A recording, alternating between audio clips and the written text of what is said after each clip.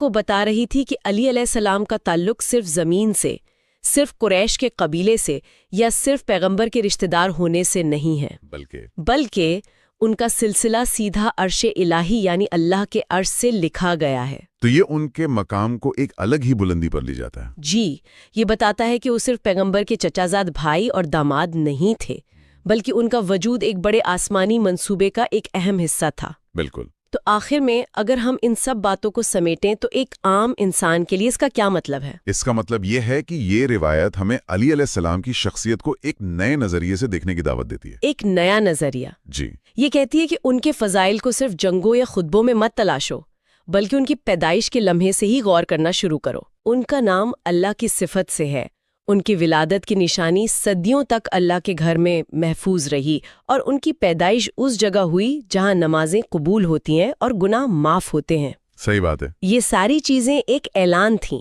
کہ جو شخصیت اللہ کے گھر میں پیدا ہو رہی ہے وہ اسلام کی مضبوطی اور حفاظت کے لیے ایک مضبوط ستون، ایک مضبوط پلر ثابت ہوگی۔ اور یہ بات اس وقت کے سماج کے لیے اور بھی زیادہ اہم رہی ہوگی، ہے نا، جہاں نسب اور پیدائش کی جگہ کو بہت اہمیت دی جاتی تھی۔ بالکل۔ اس لحاظ سے کعبے میں ولادت ان کے مقام کو ہر اعتبار سے بے مثال اور ناقابل تردید بنا دیتی ہے۔ یقیناً یہ ایک ایسی حقیقت تھی جسے کوئی جھٹلا نہیں سکتا تھا۔ کوئی نہیں۔ یہ ان کے چاہنے والوں کے لیے فخر کا سبب تھی اور ان کے مخالفوں کے لیے بھی ایک ایسی حقیقت تھی جس سے انکار کرنا ممکن نہیں تھا۔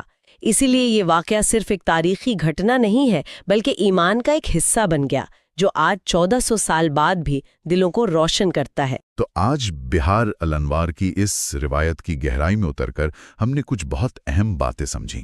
علی علیہ السلام کا نام اعلیٰ یعنی سب سے بلند سے آیا ہے، جی، جو سیدھا اللہ کی صفت سے جڑا ہے۔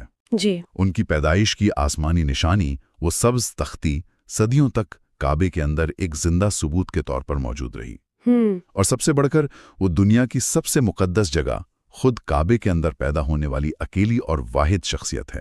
جی، یہ سب باتیں مل کر ان کی بے مثال عظمت کی ایک مکمل تصویر پیش کرتی ہیں۔ یہ روایت ہمیں ایک خاص جگہ اور ایک خاص شخصیت کے بیچ کے گہرے رشتے پر سوچنے کے لیے بھی مجبور کرتی ہے۔ جگہ اور شخصیت۔ جی، کعبے کی عظمت اپنی جگہ تھی، لیکن اس ولادت نے اس کی عظمت میں ایک اور روحانی پہلو جوڑ دیا۔ یہ ایک ایسا سنگم ہے جہاں زمین کی سب سے پاک جگہ اور آسمان سے بھیجا گیا ایک نور ایک ہو جاتے ہیں اور ایک دوسرے کی پوترتا کو اور بڑھا دیتے ہیں۔ بالکل۔ اور یہ ہمیں سوچنے پر مجبور کرتا ہے کہ کیسے کچھ مقامات کچھ خاص لوگوں کی وجہ سے ہمیشہ کے لیے امر ہو جاتے ہیں، اور کیسے کچھ لوگ اپنی پیدائش کی جگہ سے ہی اپنی عظمت کا اعلان کرتے ہیں۔